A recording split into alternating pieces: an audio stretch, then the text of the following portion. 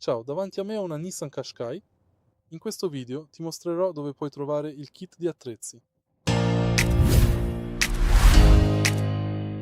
Per trovare il kit di attrezzi nella tua auto, dai un'occhiata al bagagliaio.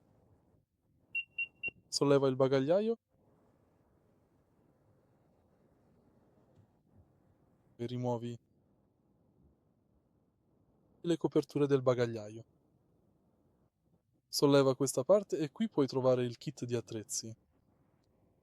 L'auto non ha una ruota di scorta, quindi proprio qui puoi trovare il compressore e il sigillante. Qui c'è il gancio e il triangolo d'emergenza e sul lato destro puoi trovare l'estintore.